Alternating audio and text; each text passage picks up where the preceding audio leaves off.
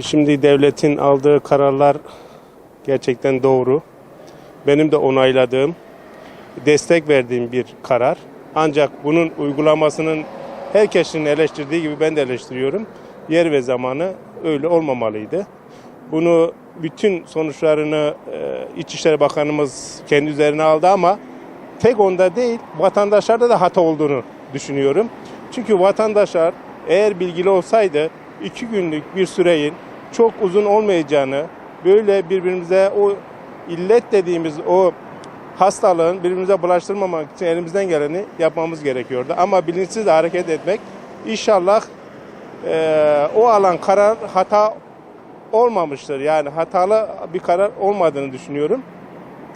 Bulaştırma eğer olduysa bugüne kadar yapılan bütün çabalarımızın boşuna gittiğini de düşünüyorum. Çünkü bir andaki hata herkesi etkiliyor. Ben hayatımda sokağa çıkma yasayla karşılaşmadım. Bu 1970'lerde falan olduğunu söylüyorlar. Büyüklerimiz anlatıyor. Bir günlüğüne olmuş. İşte sıkı yönetim olmuş. Ancak ben hayatım boyunca görmedim. Gerekli bir şeydi. Yani Türkiye değil, dünyada alınan bir karardı. Sokağa çıkmama kararı. Uyduk mu? Uyduk ama işte son bu yaptığımız hata büyük bir hataydı. İnşallah bundan sonra öyle bir şeyler olmaz. Halk biraz daha bilinçli olmasını saygıyla, sevgiyle herkesi selamlıyorum aynı zamanda ama biraz daha bilinçli olmaları gerektiğini düşünüyorum.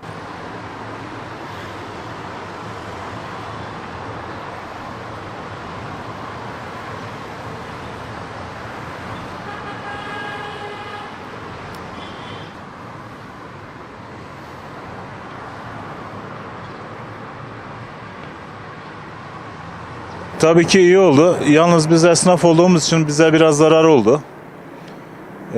Yaş meyve satıyoruz biz. Bize çok zarar oldu. Ne gibi? Yani daha önce haberimiz olsa da almazdık. Hani pazarcılara yardımcı oldular. İyi oldu. Yani nefes aldık biraz. Allah bu günleri bir daha göstermesin. İnşallah daha iyiye gider. Tabii ki bizim de görevimiz dışarı tetminli bir şekilde çıkmak yani.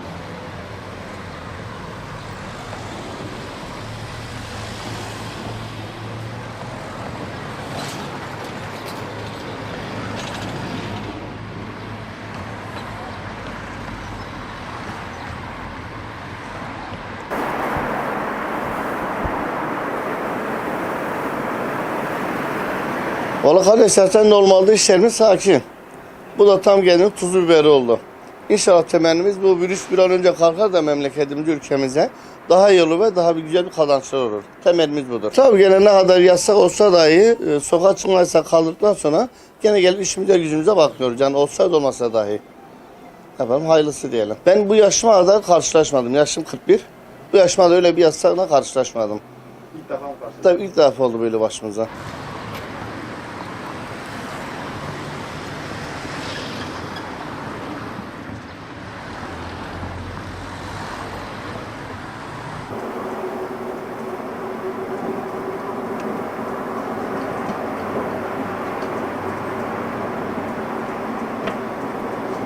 Olması gereken halkın sağlığı için olması gereken bir durumdu. Yani inşallah bir an önce de bu virüs belası insanların başından defolur gider. Evet 2 gün kapalıydık. Bugün işte geldik işbaşı yaptık. Allah'tan hayırlısı ne diyelim. Olması gereken buydu. Demek ki böyle uygun görüldü. Hayırlısı olsun. Yok daha önce öyle bir şey, öyle bir yasakla karşılaşmadık. Yalnızca hani şu nüfus sayımlarında falan. Yani bu sürpriz de değildi. Hani olması gereken bir durumdu.